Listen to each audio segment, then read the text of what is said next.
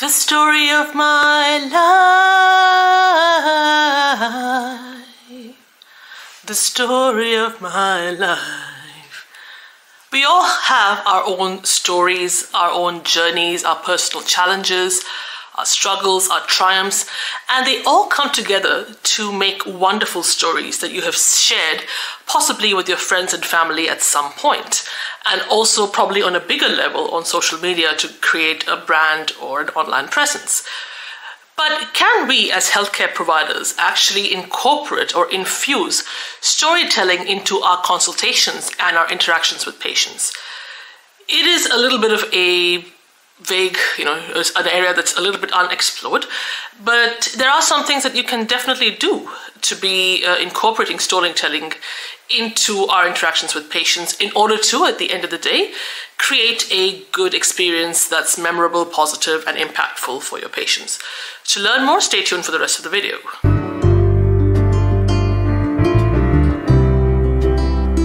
Welcome back to my channel, everybody. For those of you who don't know me, my name is Shweta. I am the founder of Healthy Dynamics.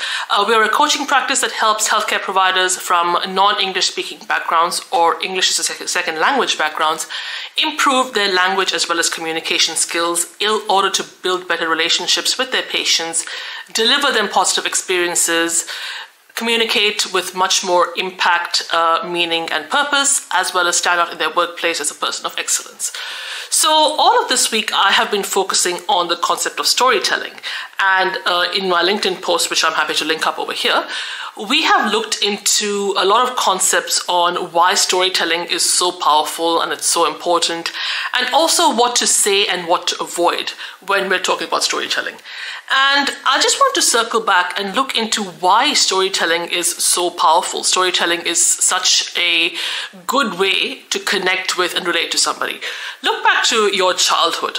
So one of the things that all children, including myself, really looked forward to before going to bed, or even going to our grandparents' homes or anything like that, one thing we always looked forward to is stories.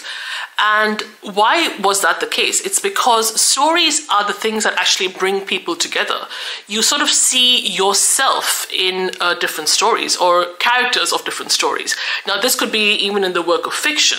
And that's why in childhood, you can relate very well to comic characters, these cartoon characters, and even those little childhood movies that you watched. And so that's how it sort of starts. And so back in the day, that's what people thought stories were all about, just a way to basically entertain children and to sort of for them to have, expose them to the world a little bit more. Now, in the space of branding and marketing, people have really harnessed the power of storytelling. And now any brand that you can think of, be it the big brands such as Apple or Amazon, or even say, a smaller brand or like anything of a physical product. And even in the coaching space, every single coach I know and have worked with has a really powerful story.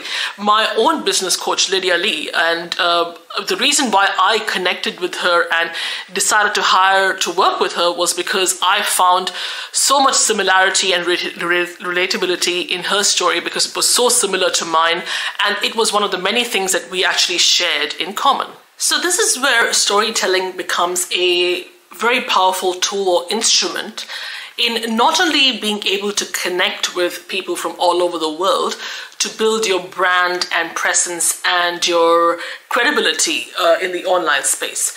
But now the question remains, because we are talking about healthcare providers and patients in this channel in particular, is this an instrument that can be used during our consultations with our patients?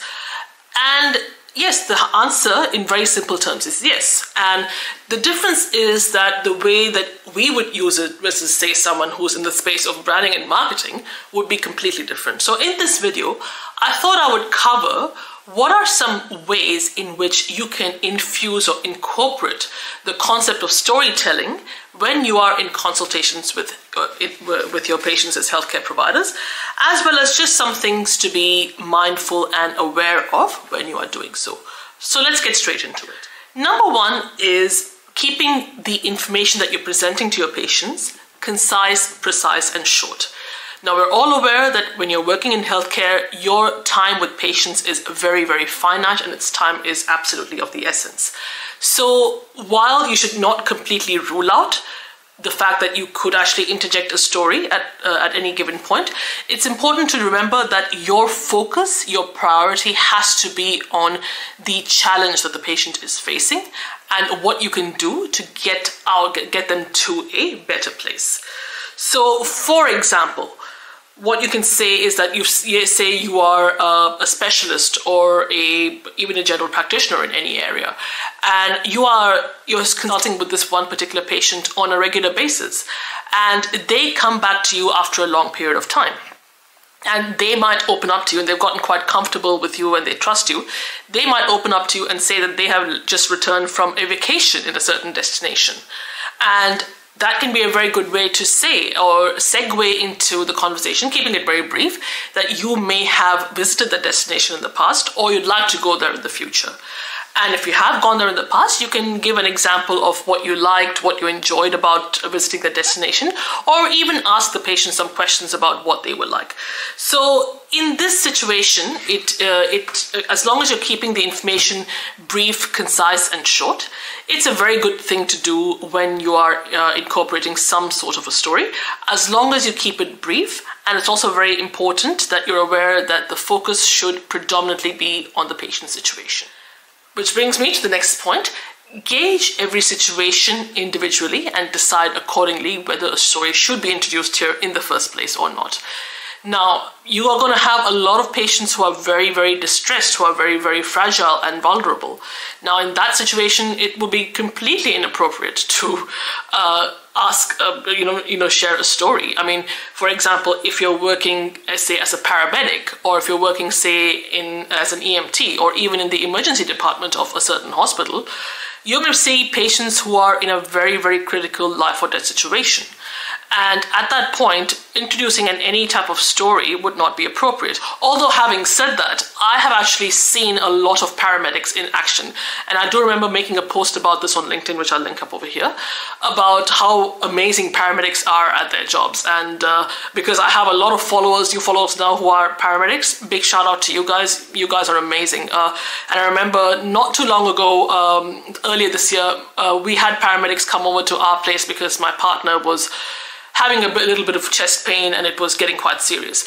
And at that point, I remember the two paramedics who came, they did share a lot of stories and they asked a lot of questions, and they had to keep the mood or the whole vibe a little bit, even though it's critical, they had to sort of incorporate that little bit of lightheartedness and sense of humor when they were working with patients. So don't take my word for it. If you're a paramedic, you do what's best for you.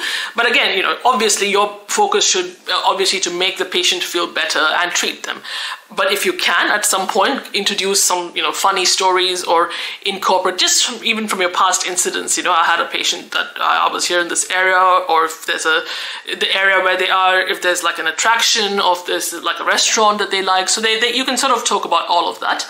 But obviously now, again, paramedics do this far better than I do. So, if you can do that, that would be very, very good. It really puts their mind at ease and also makes the whole situation, which is quite critical and stressful, much more lighthearted. So that can be a very, very good way to sort of do that.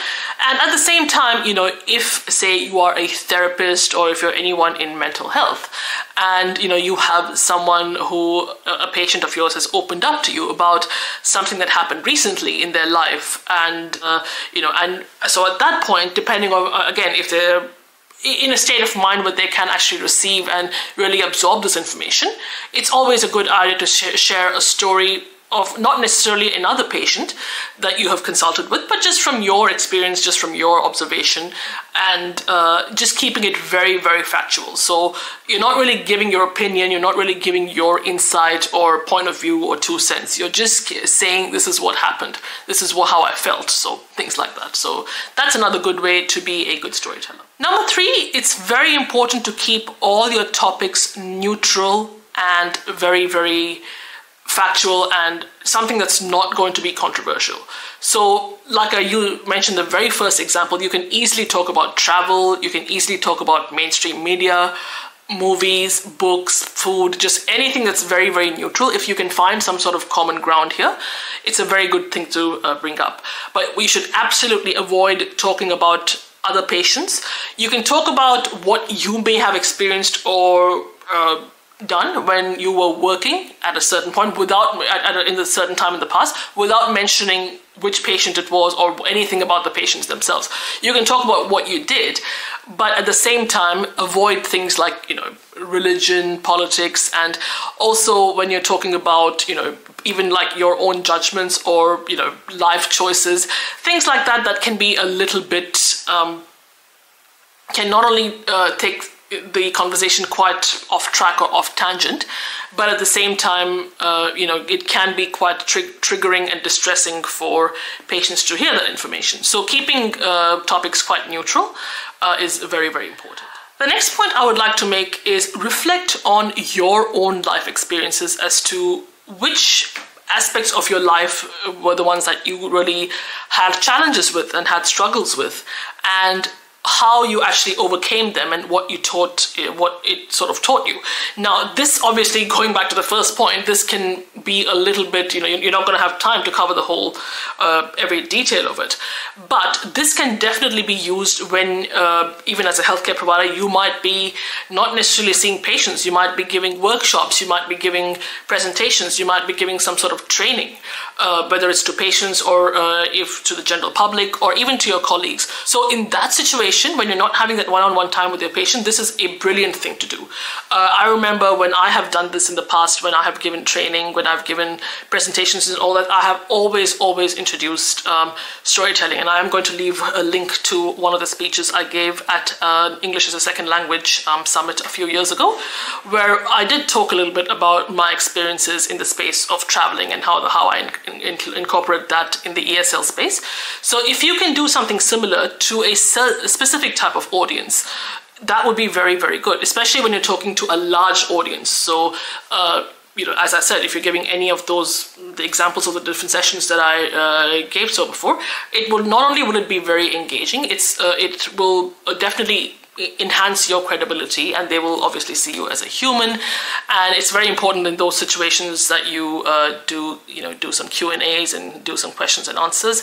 And obviously, even though my coaching really focuses predominantly on how to do well in consultations, this is also something that definitely I work with clients on, how to improve their presentation skills and how to be good storytellers. So it will definitely come in handy at some point, at some stage. And finally, it's very, very important to not feel inhibited or shy or ashamed of your story, and take ownership of it and really continue to embrace it or love it.